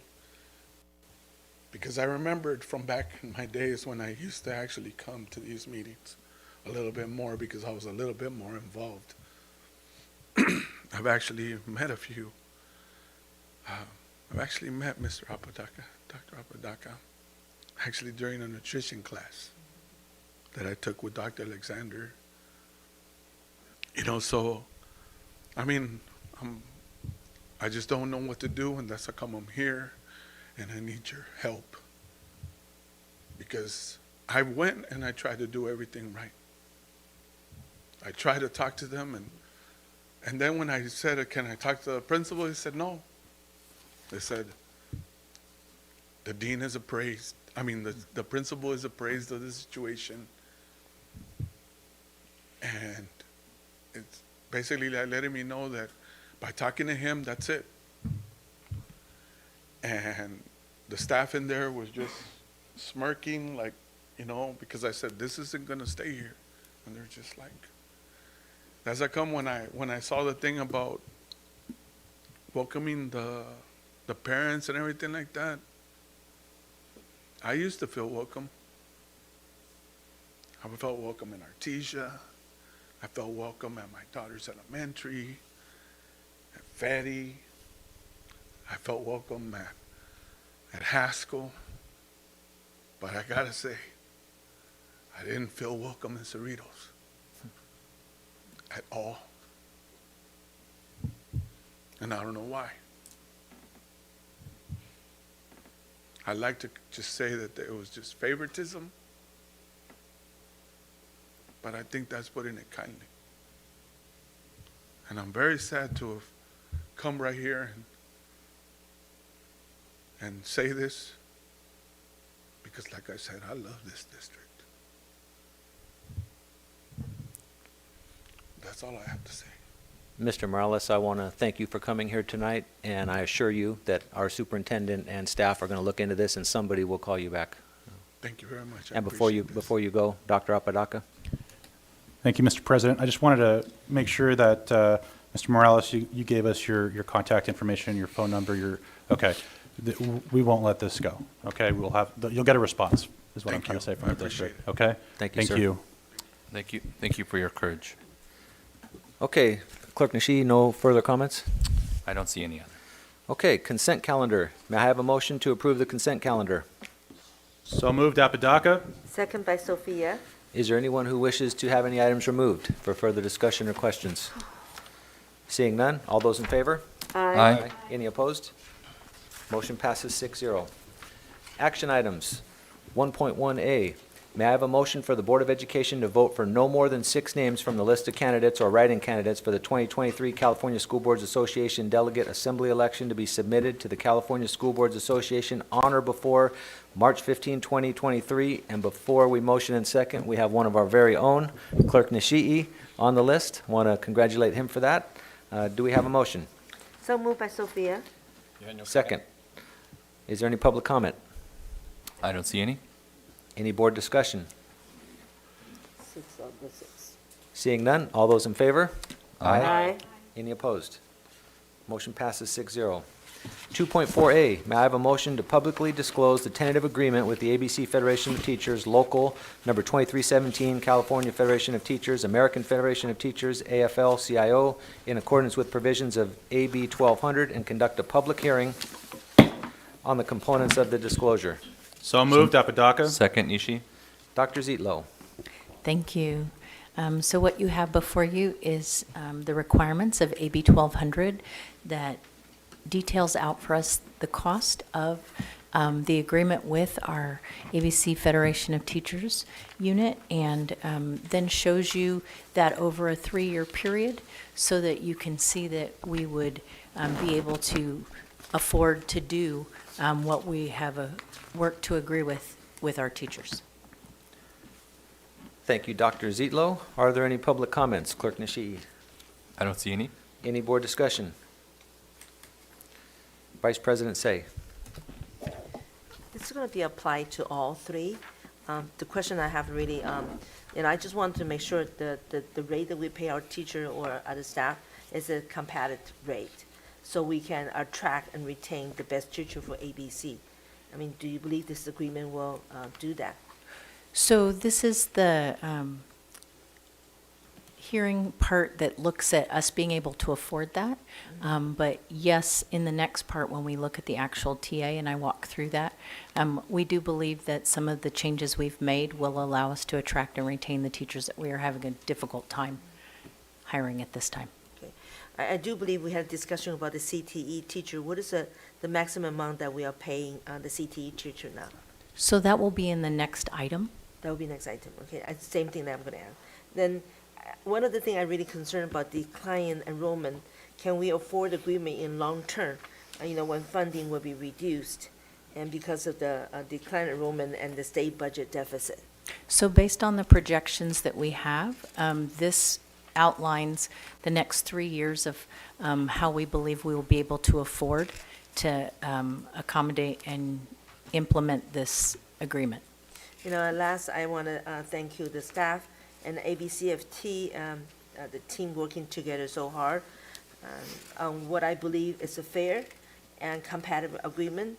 By working together, we can, focus on supporting our students. Well done job. Thank you. Thank you. Thank you, Vice President. I have just one question for our interim superintendent / deputy superintendent / CFO. Sir, if this is approved, will our budget be balanced next year? Yes. Okay. Thank you. All right, seeing no more comments, all those in favor? Aye. Any opposed? Motion passes 6-0. Okay, item 2.5A. May I have a motion to adopt a tentative agreement between the Board of Education and the ABC Federation of Teachers, Local 2317, California Federation of Teachers, American Federation of Teachers / AFL-CIO for a master contract agreement for July 1, 2020 through June 30, 2025. So moved, Nishi. Strongly moved. Is there a second? Dr. Yenyo? Dr. Zietlow. Thank you. So what you'll see in this agreement is we did do our normal on and off schedule compensation as we've worked on in the past. However, we have made some adjustments to different groups in our unit to try and attract and retain some. So you'll see a change with our special education teachers. That has been a challenging area for us to fill all of our positions, as well as a change with our speech and language pathologists. Again, a challenging position to fill. And then we've done some changes with our adult school, our career technical education, and our child development permit staff in order to make sure that we are trying to retain and attract people in some of those areas and also provide compensation for those in those areas who have higher degrees. Thank you, Dr. Zitlo. Clerk Nishii, are there any public comments? I do not see any. Any board discussion? Seeing one, Clerk Nishii. Yes, I just thank all parties for negotiating this in good faith and ensuring that we have a solvent district. And, you know, even in light of the competition in the local areas, that we're not going to bankrupt the district, and we're still going to pay our teachers fairly and make sure that we can attract the best and the brightest to our district. So it's a team, so thank you. You're That's welcome. All right, seeing no other discussion, all those in favor? Aye. Any opposed? Motion passes 6-0. 3.11A, may I have a motion to approve request to contract Lexia Voyager Sopris, Inc. to provide Cerritos Elementary School K through 6 teachers professional development and the Step Up Writing 4th edition curriculum for the 2022-2023 school year. So moved, Nishi. You had no second? Any public comments? I don't see any. Any board discussion? All those in favor? Aye. Any opposed? Motion passes 6-0. 4.5A, may I have a motion to approve bid award ABC 1604 E-rate equipment and installation to AMS.net and CDWG, Inc. as the lowest responsive and responsible bidders. So moved by Sophia. You had no second? Any public comments? I don't see any. Any board discussion? Seeing none, all those in favor? Aye. Aye. Aye. Any opposed? Motion passes 6-0. 4.6A, may I have a motion to approve the contract with Air Lab Environmental Consulting and Testing, Aurora Industrial Hygiene, and Titan Environmental Solutions to provide hazardous materials testing services. So moved by Sophia. You had no second? Any public comments, clerk? I don't see any. Any board discussion? All those in favor? Aye. Any opposed? Motion passes 6-0. Okay. Board member reports. Let's start tonight with Dr. Eugenio. Thank you, Mr. President. Last month, I read a heartwarming story of one of our students here in our district. It reminded me of the movie and true story titled Rudy.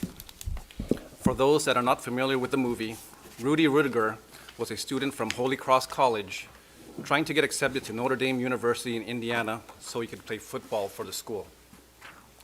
Rudy was denied acceptance numerous times, but that did not stop him.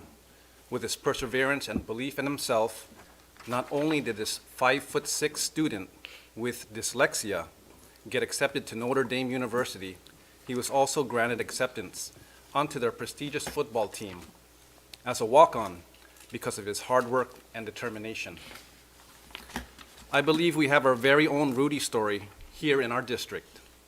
His name is James V. He is a soft-spoken, well-mannered freshman from Cerritos High School, class of 2026. James started with the CHS freshman team in the summer of 2022. He made a commitment, went to all the practices and games, so he would become familiar with the plays for the 2022-2023 season. When fall semester came and they finalized the team roster and handed out jerseys, James did not make the team. All those late practices and long bus rides, he didn't make the team. But that did not stop him. James talked to the coach and asked if there was anything he could do to stay on with the team. Because of his love and familiarity with the game, he was given the opportunity as team manager. A team manager's role is very important. To keep track of all the team stats, how many points, free throws, fouls, block shots every player has in each game. The role of team manager allowed James to remain on the team and practice with them. He was able to travel with the team and go on all the games. He would sit in his street clothes at the scorer's table and do his job with a smile. On one of the last games of the season, opportunity would present itself to James. One of the players on the team unfortunately injured his ankle at the previous game. This would allow James and his teammate to switch roles, and James would be able to don a CHS jersey and represent the school for the first time. After the team built a comfortable lead, James was inserted into the game. The entire team set up plays and made sure he had touches to succeed. Everyone gave up the ball selflessly, so James would get opportunities to score. James finished the game with 9 points. I love reading stories like this. I'm more excited that it is here in our very own district. James' belief in himself is definitely inspiring to me because I too am an underdog. The truth is, we need each other. We need to build bridges and open doors to those who share our high aspirations. None of this would have occurred if James' coach and teammates did not believe in him. Sometimes the greatest gift one can give another person is to simply believe in them. Thank you, Cerritos High School freshman basketball team, Coach D and James V, on an inspiring basketball season. May God bless you all and keep you well. Mr. President. Dr. Ieno, thank you for the great story. Next will be Dr. Rios. Thank you. I also attended the Day of Remembrance, and I just want to take a minute to say how awesome it was to participate in that, and especially because their message is so powerful. They were there for a very important reason, and that was to acknowledge that what their experiences were true, and they made a point to remind us all that it's up to us now to keep that that as part of history, and so that nobody can ever say that it didn't happen. I was really impressed by their sense of, there was no remorse. These were American citizens, these were families that, this shouldn't have happened to, and they did, and they still don't hold. They're not begrudged, it was just they want us to know their story and pass it on, and again, not ever forget, and more importantly, do something about it. A lot of people just stood back and let this happen, and their hope for us is to have this never be repeated. I've been attending a lot of baseball games lately, and so I'm really excited that today Gar High School varsity baseball is playing in the championship game, and so best of luck to the Gladiators. And lastly is that, we're a district that our role as board members is to be here and listen, and yes, we expect issues to be dealt with at the site level, but when they're not, and community members come to us and share their stories, we listen, and hopefully, so does our staff, and issues are addressed. So with that, I will end. That ends my report. Thank you so much. Thank you, Dr. Rios. Clerk Nishii. Thank you, Mr. President. So really quick, Juarez got second place in the spelling bee. Yay, Juarez.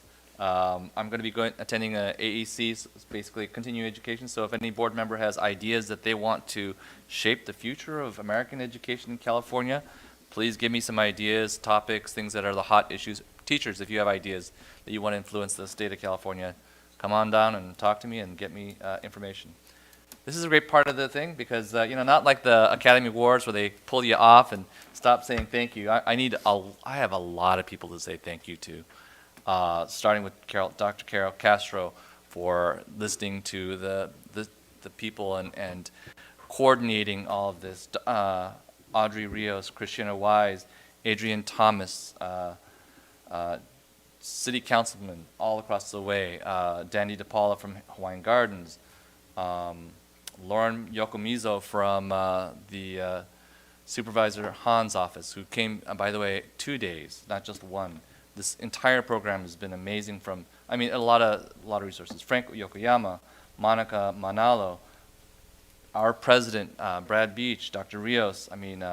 The support has gone everywhere, and I probably forgot a lot of names, and I truly sorry, I just don't have the greatest memory. Most important, I want to thank the teachers that showed up and actually wanted their kids to have this deep education. It's not just about what happened in the past and I'm going to cry and things are terrible. It's not that. It's that we are a great country. We are an awesome country that we learn from our mistakes.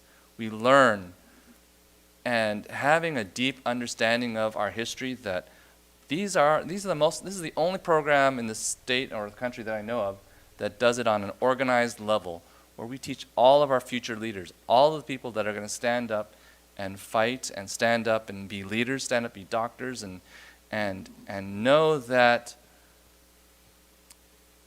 we're all human. We all should have empathy for each one of us. We're here during Black History Month. It's Black history. It's Japanese history. It's all of our history. And it's all of our futures, because we are all going to learn from this, not just as a piece of paper that, we have a Bill of Rights, because, we know that education then taught people that there was a Bill of Rights, and people didn't stand up at that time. We know that through the ABC School District, we're going to have some leaders that are going to change this world. They're going to create some art. They're going to write an essay, create some multimedia content that will change people's hearts to have empathy for all of us. It's not just a Japanese issue. It's all of this entire board's issues. And so I am thoroughly thankful to those survivors for spending precious time of their life to come out and make a difference for our future. So there are so many people involved in this process. I just, and our superintendent, I forgot our interim superintendent and everybody else.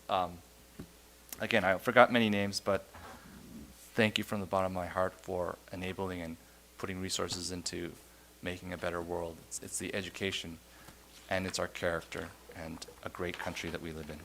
Thank you. Thank you, Clerk Nishii. Vice President Say. Thank you, President.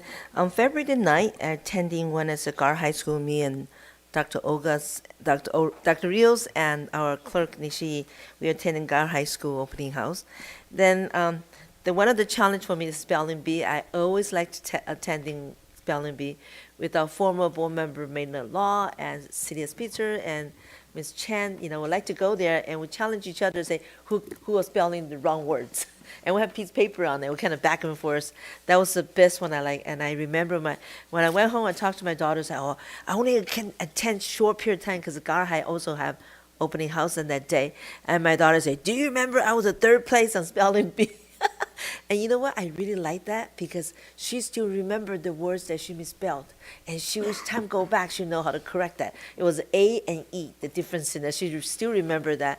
But I want to thank you, the district staff, for your hard working. And really, I mean, you can see what Susan today, and she's one of the senior staff for her work. And one of the good thing about her, they like her writing, and they like her, there's no spelling wrong on her paper when she present to the public. So on the February the 11th, I attending Chinese senior, I think Mr. Nishi is also there, right? We're attending the Chinese senior celebration for New Year. And 2/19, I think board member Nishi and I also attending the Lunar New Year for luncheon fundraising for Chinese School Association. So that will be my end report. Thank you. Thank you, Vice President. Last but not least, Dr. Apodaca. Thank you, Mr. President.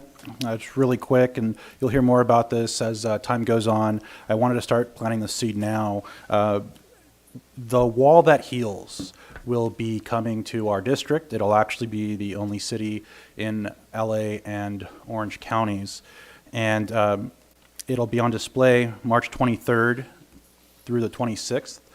It's open 24 hours a day. You'll have some of us standing watch through the wee hours. And if you're not familiar with the wall that heals, look it up. We talk about the freedoms that we enjoy. We talk about the quality of life that we have. I'm convinced this is the best country in the history of the world. And it's because so many folks gave their lives, their limbs, their sanity. And one of those conflicts, wars, was the Vietnam War. And as someone who has very close ties to Vietnam veterans, in my family especially, this wall means a great deal. There are 4 Apodacas on that wall. And it's a privilege to be a part of this, but it's also an educational experience. There will be an educational center there, so you can, of all ages, can learn about really what this was, and since then what the outcome has been. And frankly, if you were to study the Vietnam War, you'd see that the exact same happened 20 years before when the French were there. History repeats itself, and those who don't learn from it are doomed to repeat it, kind of thing. So we need volunteers if you're interested in helping set up, if you're interested in helping take the wall down, if you're interested in escorting the wall. If you have a family member who's a veteran, they're welcome.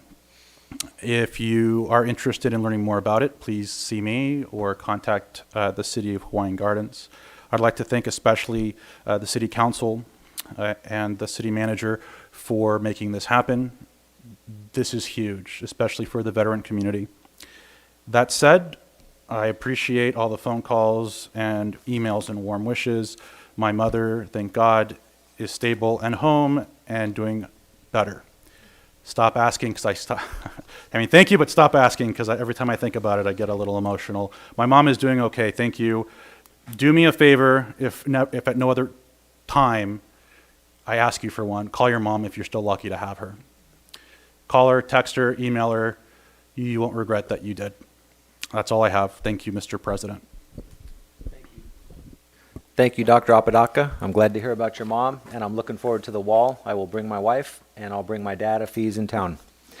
All right, announcements. Our next regular meeting is Tuesday, March 7, 2023 at 7 p.m. The Legislative Policy Board Advisory Committee will be Wednesday, February 22nd at 6:30 p.m. Finance and Audit Board Advisory Committee, Thursday, February 23 at 6 p.m. The Citizens Oversight Committee is Tuesday, February 28 at 6 p.m., and that's a virtual meeting. Strategic Planning Board Advisory Committee, Tuesday, February 28, 2023 at 6 p.m. And the Diversity, Unity, and Equity Board Advisory Committee is Thursday, March 16, 2023 at 6 p.m. Clerk Nishii or Mr. Smith, are there any second public comments? Seeing none there? None there. Is there a motion for adjournment? So moved by Sophia. So moved and seconded. All those in favor? Aye. All right, meeting is closed just after 9 p.m. Thank you, everybody. Good night.